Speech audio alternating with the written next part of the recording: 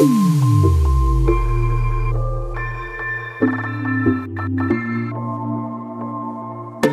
hello, what's up mga teng? Welcome back to my channel. This is Tengo3, ang inyong lingkod nagbabalik. Bali magandang araw, magandang gabi, o anuman kung anong oras mo to pinapanood. Magandang buhay sa iyo. Yon mga teng, so andito tayo ngayon sa parking area. No, wala kasi tayong mapag-vlogan na matino. Dito na tayo sa loob ng sakyan mag-usap. So first upgrade po ni Tengo3, ano ba, para sa sakyan po natin, sa Corolla Altis 11 Gen po natin, no? So nag-upload po kasi ako sa Facebook ng tanong na ano po ba yung magandang i-upgrade para sa 11 Altis Gen natin na ilaw, no? Ayun. So kasi naka-stock halogen lang po yung ating sasakyan. Ang sukat po ng high is 9005 or HB3. Sa low po naman natin is H11, H8, H9, H16. Pwede po ano mga teng. So, bali nagtanong po tayo sa group natin at ito po yung pumasa sa taste ko. Syempre, ako kasi bago ako mag-upgrade, manunood talaga ako ng mga reviews. Tsaka yung ano ba yung mga pagkakaiba o ano ba yung maganda. Tapos nagtanong nga ako sa 11 Gen Altis na group. Nagtanong nga ako kung ano ba yung magandang ilaw doon. So, ito nga yung na-recommend nila. Pero yung mga iba pa pong ni-recommend doon is knob sight. Yun po yung agad natanda ko, yun lang talaga yung review kong mabuti, yung knob sight, tsaka itong nabili ko. Pero meron pang ibang nabibili kaso hindi sila ganun kamura kasi hinanap din natin yung pinakamura. Hinanap na natin yung pinakamura, yung quality pa.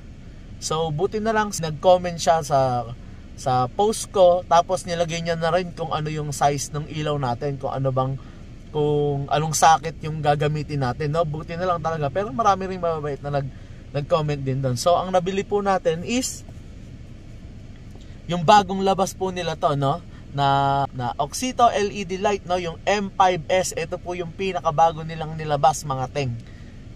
Kasi yung iba kong napanood na review is okay naman, pero hindi yun yung bago. Hindi katulad nitong M5S, no mga teng. So bali ano bang meron si Oxito LED lights M5S, no mga teng? Bali ito ay color temperature na 6,500K. Tapos IP rate niya 67 na po siya, no? IP67. Pagdating sa dust proof tsaka waterproof, no? Ayun, IP67 na siya mga teng, kaya matibay na talaga siya. Then ang operating life po nito is 50,000 hours. Oo, doon medyo lugo kasi nakita ko sa iba 100,000 hours no. Pero malalaman pa rin natin kung gaano tayo kaingat mga teng paggamit sa LED lights, no? Then ang material niya po is aviation aluminum, kaya aluminum na po ito. Then ang kagandahan dito, kung ano yung nasa picture, yan po talaga yung pinaka-item na makukuha ninyo. Then dito, sabi dito, easy installation within 5 minutes. Totoo naman, napakadali lang siyang i-install. Lalo na kung kabisado mo yung pagbaklas ng ilaw mo, madali lang naman. Makikita mo nung pag binuksan mo yung hood, makikita mo sa dalawang dilid kung madudukot ba o hindi. Then, pagdating naman po sa beam pattern, no, pagka nakita mo yung Oxito tsaka yung stock bulb natin, parehas na parehas, same na same lang, pati yung pagkakaayos. Kaya plug and play na lang talaga to. Wala ka nang i-adjust kung masyado bang mataas o masyado bang mababa, no mga teng.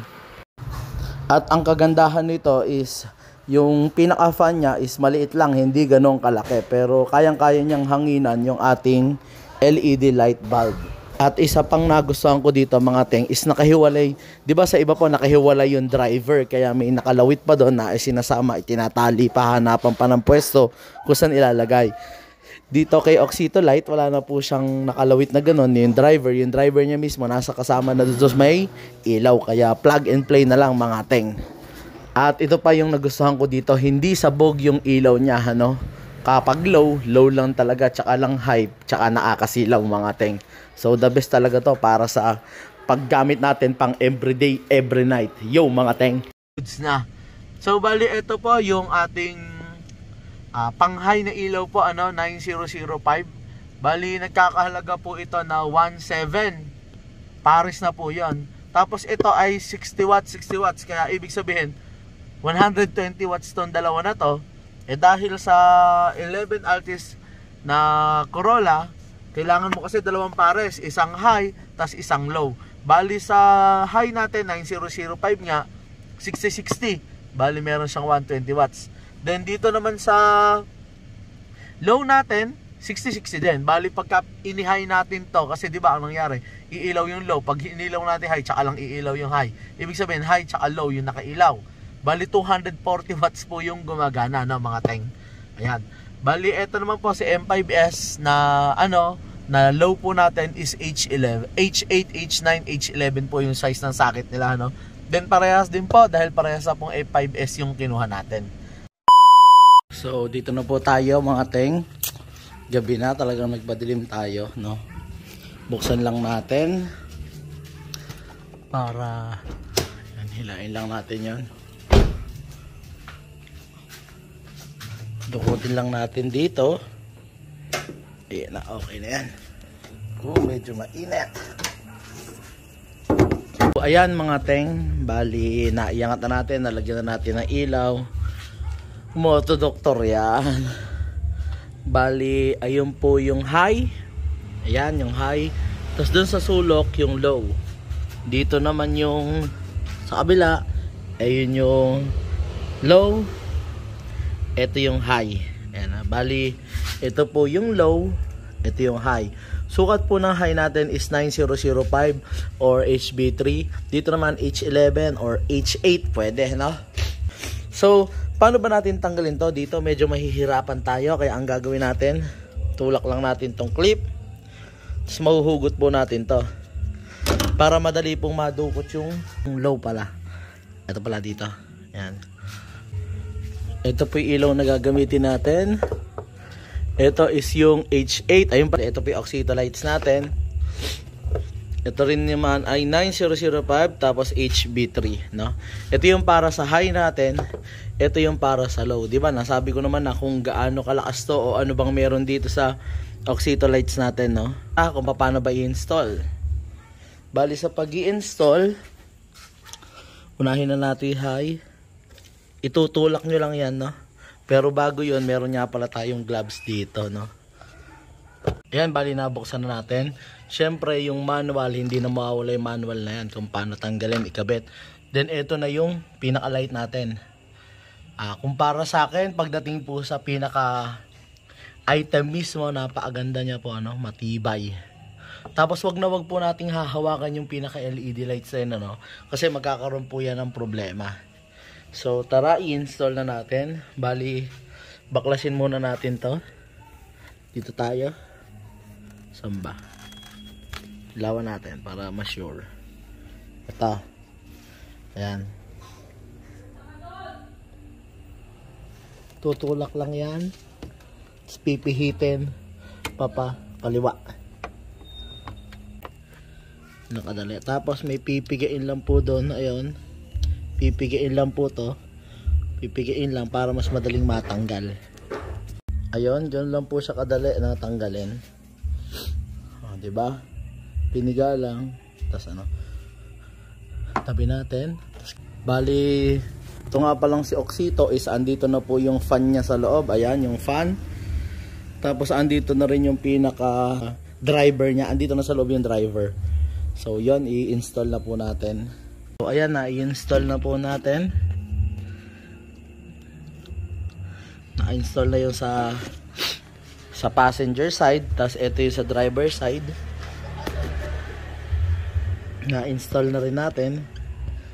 Ngayon kung mapapansin nyo po yan, yung mga ilaw po natin dyan, is dito sa may passenger side, is medyo nakahilig po siyang gawin. Kumbaga sa halip na diretso siyang ganyan, medyo nakaganyan.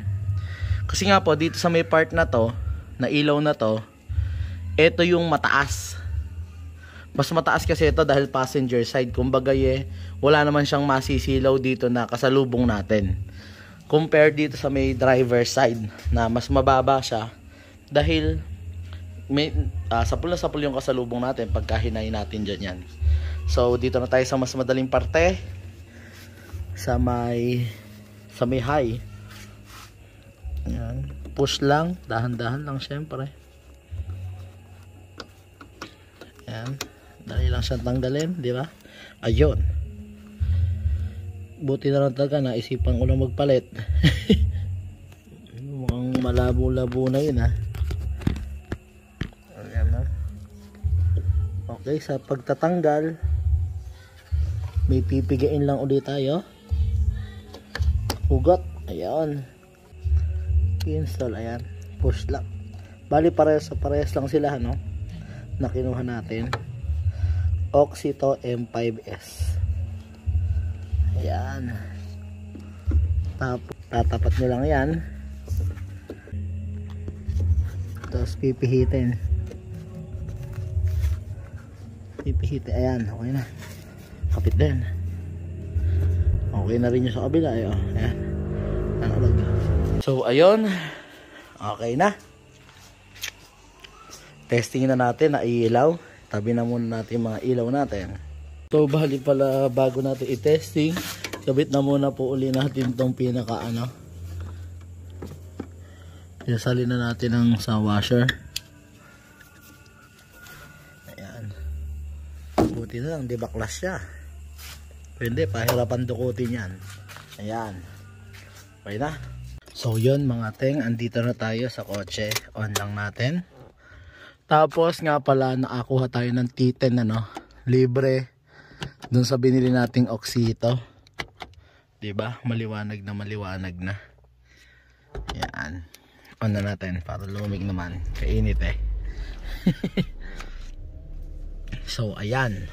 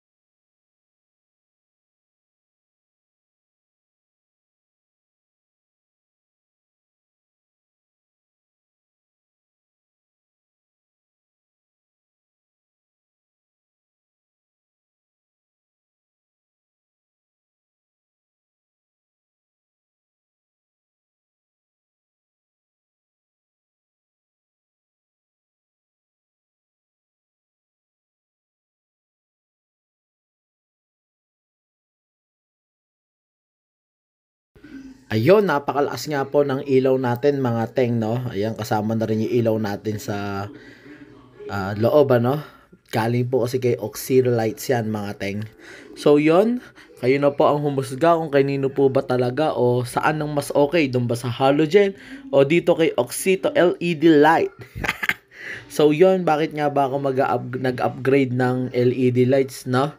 Kasi nga po, plano ko rin po magpakabit ng tint, namimili ako kung BFF film or X film, para sa mga makakapanood nito. Suggest naman kayo dyan kung ano mas okay, BFF film or X film, or meron pa ba kayong ibang ibibigay dyan, Ayan, kaya ngayon okay na, naka-LED na tayo, maliwanag na. Pero tingnan nyo pa rin, baka mas naliliwanagan yung halogen, or baka may mas maliwanag pa na LED light dyan na tatalunin tong Oxito sa halagang 1788 tsaka 1888, Ayan, PM nyo lang o mag-comment lang kayo, baka may mas malakas pa dyan. Baka subukan natin, tingnan natin. So hanggang dito lang mga teng. Maraming salamat sa inyong pagsubaybay. Peace out!